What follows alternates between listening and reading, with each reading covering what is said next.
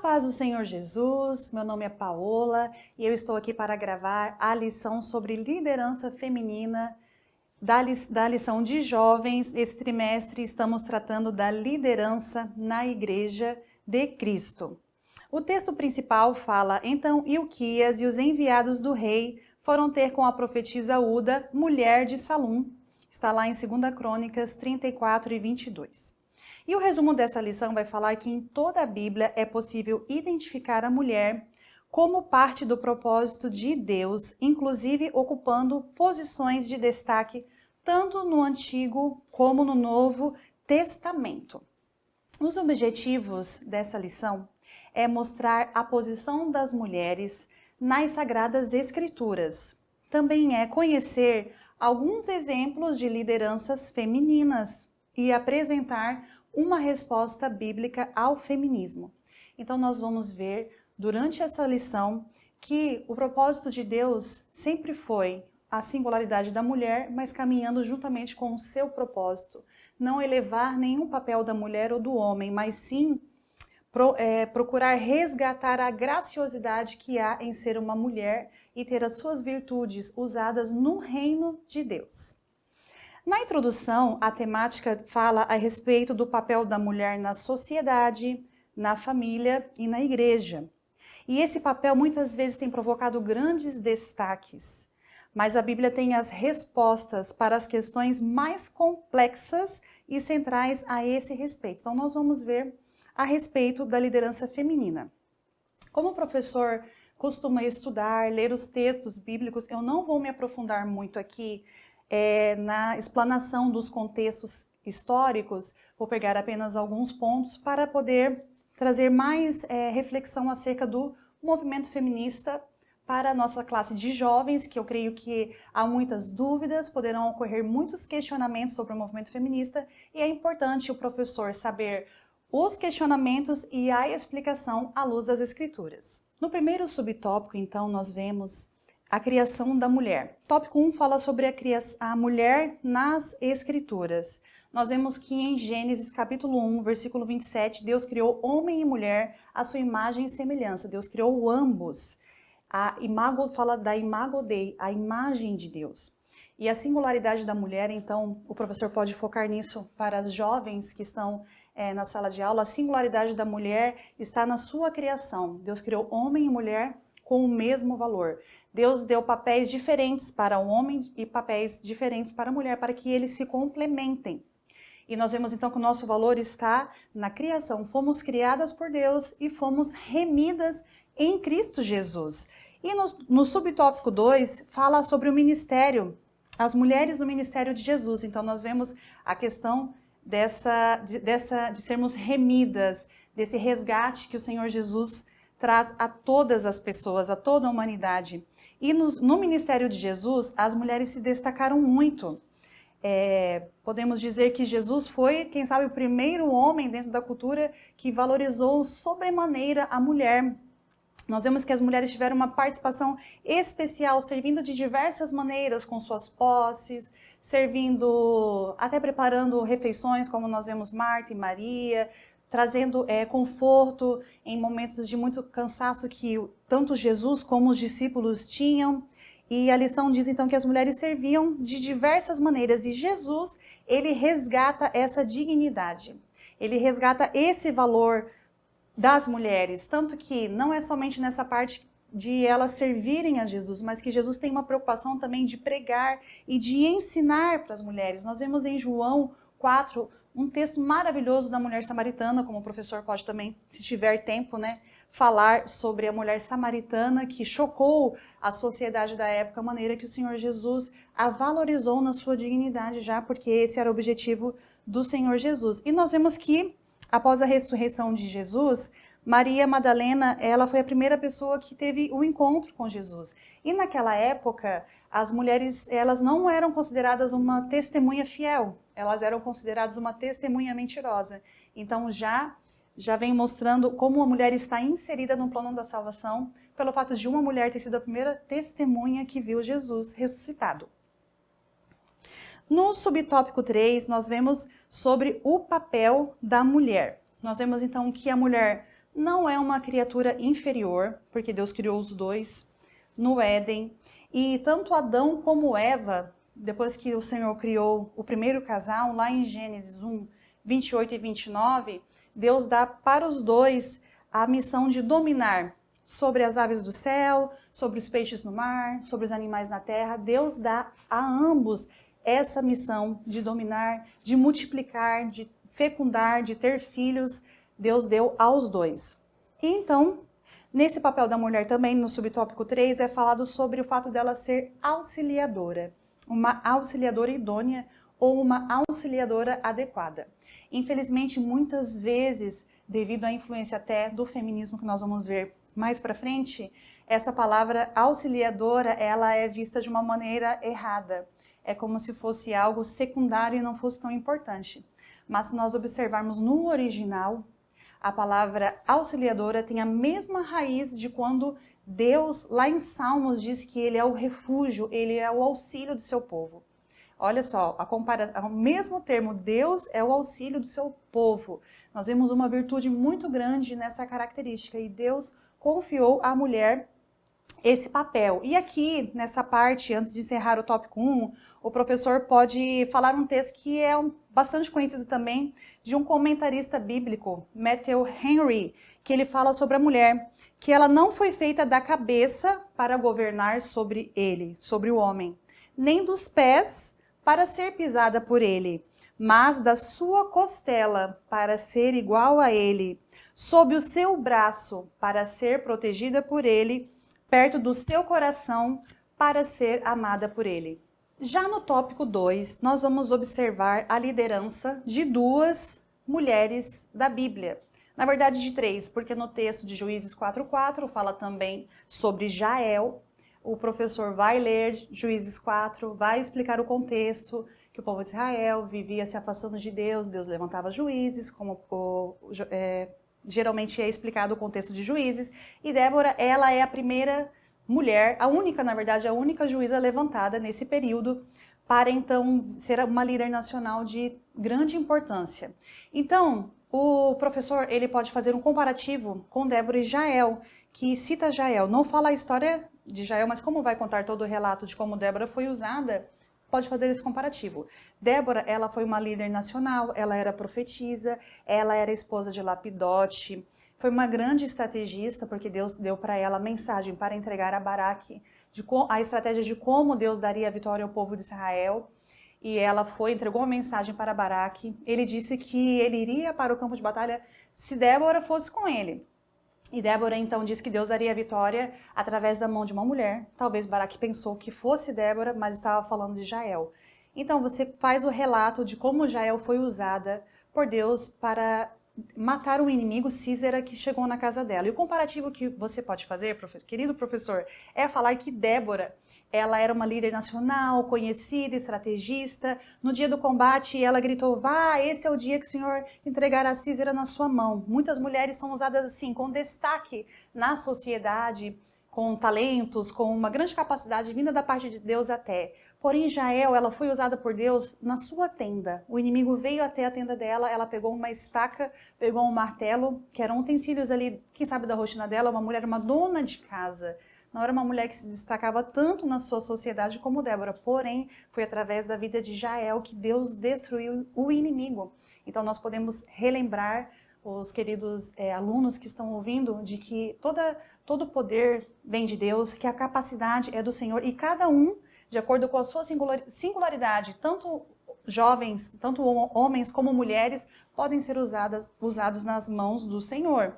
Então, seja uma mulher conhecida, que se destaca, e é importante nós termos mulheres de Deus também se destacando em vários âmbitos da nossa sociedade, mas isso não desmerece aquela mulher que na sua casa também, com doçura, porque ela ali abrigou o inimigo, ela deu um leitinho quente, cobriu ele, silenciosamente, o texto diz que silenciosamente ela veio e destruiu. Enquanto Débora deu um brado de vitória, Débora silenciosamente foi usada nas mãos do Senhor, que traz esse ponto muito importante de que a mulher tem um papel relevante também dentro do seu lar. E também fala sobre Uda, em 2 Reis, capítulo 22, 14. Um ponto importante que o professor pode trazer, passando a história de Uda ali, que ela foi usada como profetisa nos tempos que o rei Josias fez uma grande reforma espiritual, onde encontraram o livro da lei perdido no templo do Senhor, e ele pediu então que chamasse essa profetisa Uda.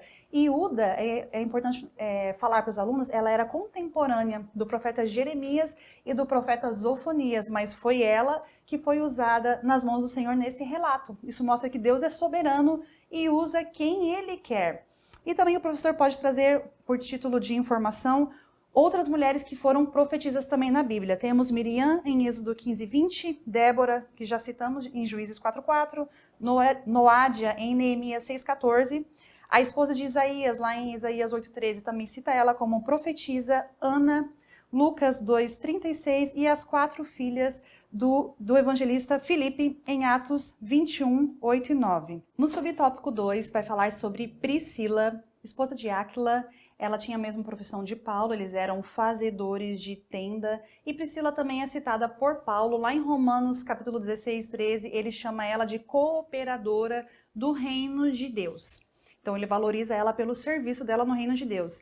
Ela foi, segundo o relato ali que o professor vai ver também na lição, discipuladora de Apolo. Ela, juntamente com seu esposo Áquila, trouxeram Apolo para sua casa, explicaram as escrituras, apontaram o caminho de Deus para Apolo. Isso foi muito importante. Então ela era uma discipuladora e ela propiciou que a igreja se reunisse na casa deles também. Então nós vemos que ela era uma discipuladora, ela era uma cooperadora no reino de Deus, e ela abriu as portas do seu lar para o evangelho, mostrando a importância e a relevância da mulher no ministério também, para que ela possa abrir a sua casa. Isso é muito importante nós notarmos de que o nosso lar, ele tem um papel fundamental, e muitas mulheres, mesmo correndo risco, porque ali era um contexto de perseguição, a Bíblia diz que muitas vezes Priscila e Áquila correram risco de vida para ajudar o apóstolo Paulo, e mesmo assim ela foi uma mulher corajosa, que mesmo correndo risco, não deixou de se preocupar com que o evangelho fosse anunciado ali entre os seus. E a última mulher aqui no subtópico 2 é Lídia. E o professor pode falar um pouco do contexto ali que Lídia foi alcançada pelo Senhor. Paulo e Silas estavam na região de Filipos, ali não havia sinagogas, então o texto diz lá em Atos 16:13, que eles foram na beira do rio onde haviam mulheres e eles conversaram sobre o evangelho, trouxeram uma pregação, mas uma pregação de uma forma mais pessoal para aquelas mulheres que estavam ali, novamente mostrando a importância da mulher. Se dentro daquela cultura a mulher era rejeitada, não era valorizada, para Jesus e os seus apóstolos não era assim. Porque o reino de Deus, como diz lá em Gálatas 3:28, não há homem nem mulher, escravo nem livre, grego ou judeu, porque todos são um em Cristo Jesus. E essa era a essência do evangelho. Tanto é que para os rabinos, o comentarista Wiersbe, ele diz que era melhor que as placas da lei fossem queimadas do que serem entregues a uma mulher. Eles consideravam assim, mas os apóstolos não. Eles corriam risco de vida para poder levar o evangelho a todas as pessoas. E ali na beira do rio, então, essa mulher, Lídia, era uma mulher temente a Deus, era uma gentia que adorava publicamente com os judeus e que buscava também a verdade.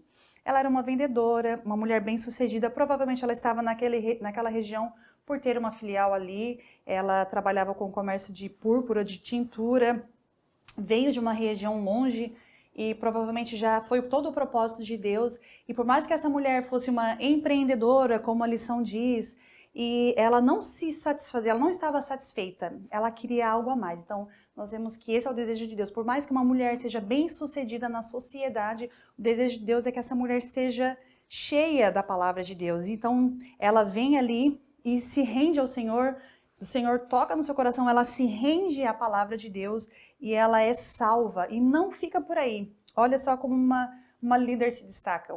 Geralmente uma pessoa que é líder, ela quer que outras pessoas também recebam aquilo que ela recebeu. Essa é uma característica de um líder.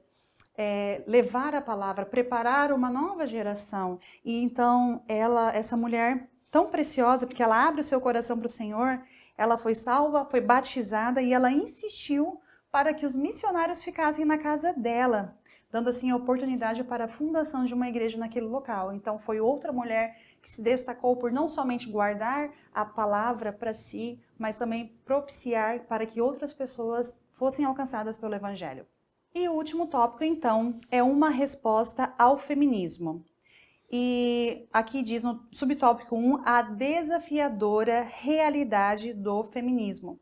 E o autor, ele traz de uma forma bem explicada, muito detalhada, inclusive, bem acessível ao entendimento. Ele diz então: o movimento ideológico conhecido como feminismo teve influência direta do marxismo, cuja ênfase é a desconstrução da família tradicional, sob o argumento de que esse modelo promove a opressão da mulher. Então ele cita ali algumas autoras, como a Simone de Beauvoir, Judith Butler. O professor pode então também pesquisar sobre essas feministas, algumas frases que elas citam, como por exemplo, tem uma feminista que diz que a mulher precisa do homem assim como o peixe precisa de uma bicicleta.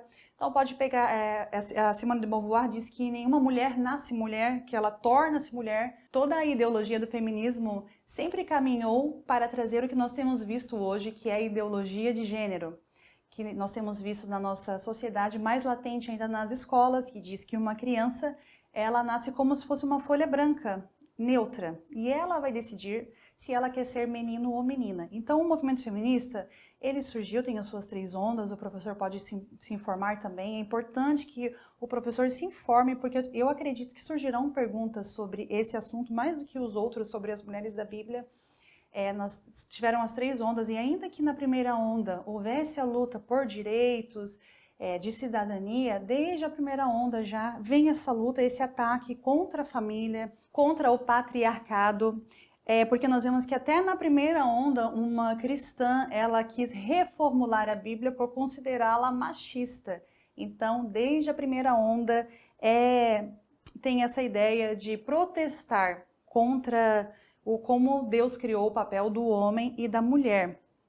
E no subtópico 2, ele vai trazer uma resposta bíblica, mas no subtópico 1, o autor traz alguns versículos que eu acho importante que o professor ter conhecimento para, se surgir algum questionamento na classe, é importante ele ter conhecimento e saber refutar ou saber explicar esse versículo. Então, eu gostaria de falar com os professores sobre esses versículos. Então, aqui na lição ele citou Gênesis 3:16, que quando Deus traz o juízo sobre a serpente, a mulher e o homem.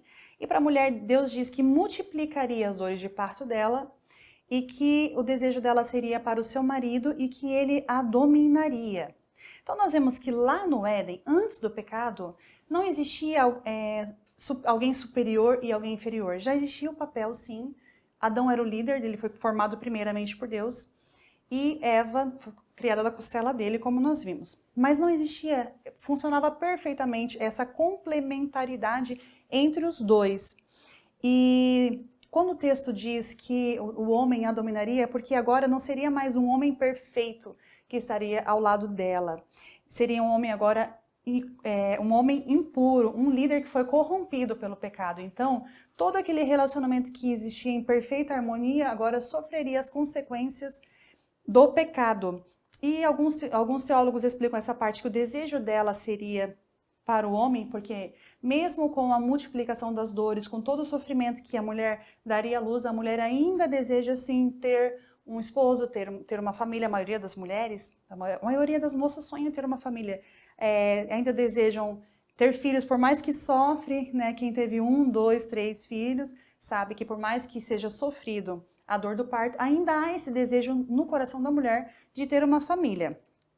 Em 1 Coríntios 11:3, é um texto também que fala que o homem é o cabeça, e isso tem ofendido a muitas mulheres. Mas ali Paulo está falando no contexto de lar e igreja, porque a submissão da mulher ao homem é dentro do casamento e dentro da igreja. É a forma que Deus organiza. Se a gente observar toda a sociedade, ela tem hierarquia em todos os campos da sociedade, na família, na igreja, em todas as instituições, nas escolas, em todo o campo. Tem essa hierarquia. E assim Deus criou homem e mulher com seus papéis. E o homem, quando fala que o homem é o cabeça, não é, como nós já vimos antes, na citação do comentarista bíblico, de subjugar a mulher. Tanto que em Efésios 5, quando Paulo fala o papel do homem e da mulher, nós vemos que o papel do homem é qual? Amar a esposa como Cristo amou a sua igreja. Cristo deu a sua vida pela igreja. Então, às vezes, as mulheres querem se colocar como autoridade do seu lar e não tem esse entendimento que para os homens é cobrado muito mais. Quando eles pecaram, quando Deus veio ao jardim, Deus foi cobrar de Adão. Por mais que Eva deu o fruto para Adão, Deus cobrou de Adão pelo pecado deles. Então, o homem, ele é responsável pelo lar, assim como o homem é o líder na igreja também. Um dos textos muito usado pelas feministas, ou até pessoas dentro da igreja que criam conceitos de que a mulher não pode ensinar ou ser usada nos seus dons na igreja, é 1 Coríntios 14, do 34 ao 36, que Paulo fala que as mulheres fiquem caladas. Mas o professor agora vai explicar o seguinte, que a fé cristã, ela trouxe muita liberdade na sociedade. A fé cristã, ela valorizou todas as pessoas, crianças, homens, mulheres, idosos, até escravos. Nós vimos um cuidado que o Senhor tinha por eles. Então, o evangelho, o cristianismo, ele resgatou, ele dignificou todas as pessoas. Como as mulheres começaram a ter uma liberdade também dentro do contexto de igreja, estava acontecendo muitas vezes de atrapalhar a ordem do culto, estavam acontecendo questionamentos, por isso que Paulo fala em outro texto que as mulheres questionam de seus maridos em casa, estava trazendo desordem, porque elas estavam agora podendo desfrutar de algo que antes não era permitido para elas. Então, quando fala que as mulheres fiquem caladas, Paulo não está proibindo, tanto que tem textos que Paulo dá orientações de como a mulher deve profetizar, de como a mulher deve orar na igreja. Aqui Paulo está falando para que não viesse a atrapalhar o andamento do culto. E agora, já caminhando para o final, o texto de 1 Timóteo 2, 11, Paulo fala também a Timóteo, ao jovem pastor Timóteo, que não é permitido que a mulher ensine, nem que tenha autoridade sobre o homem.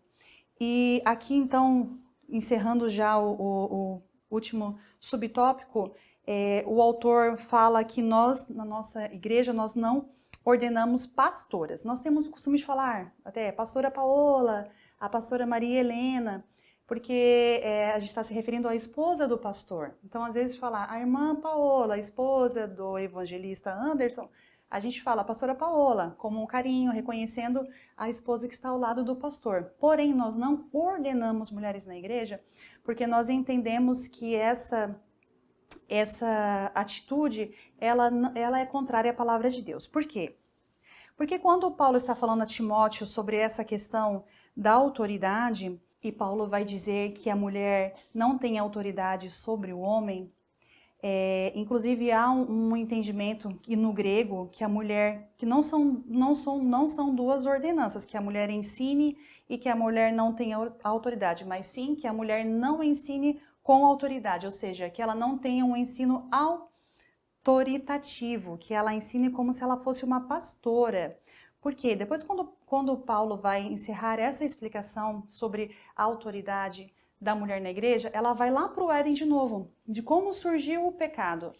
Porque foi Eva que tomou do fruto e ela deu a Adão. Então, como se ela tomou a autoridade ali sobre o homem, deu uma ordem para que ele comesse do fruto, e Adão se sujeitou à ordem que Eva deu, e veio toda a desordem na humanidade. O pecado entrou por conta dessa confusão de papéis, de a mulher não ter se sujeitado à ordem do homem, que na verdade tinha vindo de Deus. Então Paulo, ele toma esse princípio da autoridade da igreja, não se baseando na tradição judaica, não se baseando na nossa cultura machista, como dizem, mas Paulo toma esse princípio justamente da Bíblia, justamente do Éden. Só que nós entendemos, dentro dessa interpretação então do grego, que a mulher ela pode ensinar debaixo da autoridade do pastor. Tanto que eu estou hoje aqui gravando essa lição, mas estou gravando debaixo da autoridade do meu pastor local, debaixo do meu pastor presidente. Então a mulher tem sim a bênção para ensinar, para pregar, como nós vimos as mulheres sendo usadas na igreja com seus dons e talentos, porém debaixo da autoridade do pastor. Então, o professor pode trazer essa explicação. Lá em 1 Timóteo 2,15 também tem um texto bem polêmica e fala que as mulheres serão salvas dando à luz a filhos. Nós sabemos que não se trata da salvação em si, porque a salvação é pela graça, mediante a fé, através da nossa fé em Jesus, como diz lá em Efésios 2:8. Mas uma das explicações é que ela será salva pela sua gravidez, pode estar se referindo a Eva, e o filho dela então seria Messias, e que ela seria salva através da maternidade, como se esse termo, através, também pode ser traduzido como apesar de ter multiplicado as dores, de todo o sofrimento que Eva teve após o pecado, ainda assim ela seria preservada, salva através do sacrifício de Cristo, e que se ela ficasse grávida após isso, após ter sido resgatada pelo Senhor, a sua maior missão seria a maternidade. E aqui eu acredito que o professor já pode começar a encerrar também, dando essa pincelada sobre a importância da família e do lar, porque nós vemos que o movimento feminista coloca a mulher que se dedica ao seu lar, que se dedica à sua família, como se ela, já por influência do movimento, como se fosse algo secundário, como se ela fosse escrava do lar, ou como se ela não tivesse capacidade de realizar algo melhor. E nós vemos que, infelizmente, a sociedade está do jeito que está, tantos adolescentes, tantos jovens, sem saber quem são, sem terem felicidade real por falta dessa estrutura no lar, porque o movimento feminista, ele diz que a mulher ela é livre quando ela entra numa jornada de trabalho. O teólogo Chesterton diz que o feminismo trouxe a ideia de que a mulher é livre ao servir o seu patrão e ela é escrava ao servir o seu marido. Então houve uma inversão de valores. Além do homem ter que ficar fora de casa para trazer o sustento, que é o papel do homem, trazer o sustento para sua família, o feminismo tirou a mulher do lar e deixou as crianças, adolescentes, sem esse referencial. Então a maternidade é algo muito precioso, por isso que Paulo fala para Timóteo dessa missão da maternidade. Nós temos que resgatar essas virtudes do reino, de que a mulher veja que a sua principal liderança, nós vimos ao longo do estudo muitas mulheres que se destacaram na sociedade, porém a maior missão da mulher, caso ela, dentro da aliança do casamento, fique grávida, a maior missão dela é gerar filhos para a glória de Deus. Por isso que Paulo fala então em 1 Timóteo 2,15, entretanto a mulher será salva dando à luz filhos, se elas permanecerem na fé, no amor e na santidade com bom senso. Então a mulher, dentro desse contexto de uma vida com Deus, dentro de um contexto que até Timóteo falou antes, que as mulheres se vistam modestamente, com decência, ele dá toda a orientação para a mulher cristã. Isso é importante também hoje em dia, se o professor tiver a oportunidade de falar a parte da modéstia, porque o feminismo também, ele influenciou muito a nossa cultura, é uma cultura vulgarizada, as mulheres na forma de se vestir, que justamente o feminismo tentou combater o machismo usando a mesma arma carnal, ideologias humanas, mas a cura para a nossa sociedade não é o feminismo, não é o machismo, a cura para a nossa sociedade é o cristianismo, é a palavra de Deus, que coloca homem e mulher no mesmo patamar, como servos e servas de Deus. Então, encerrando a lição, aqui em Pense nós temos, e o professor pode perguntar então para o aluno, qual a arma mais eficaz e poderosa para combater os ensinamentos equivocados e maldosos a respeito do que a Bíblia ensina sobre o papel e a importância da mulher? A Bíblia é a arma mais poderosa e eficaz no combate aos ataques que a igreja tem enfrentado na atualidade, inclusive no que diz respeito ao papel da mulher na família, na sociedade e na igreja. Então o professor pode reforçar dizendo que a singularidade da mulher está em quem ela é em Cristo, independente, não está no seu papel. Nós vimos aqui muitas mulheres mães, esposas, mas a singularidade da mulher não está no papel que ela desempenha, porque muitas vezes nós falhamos no papel que nós desempenhamos, mas a nossa singularidade está assim como o homem está em Cristo, Cristo em nós, a esperança da glória de Deus. Que Deus abençoe.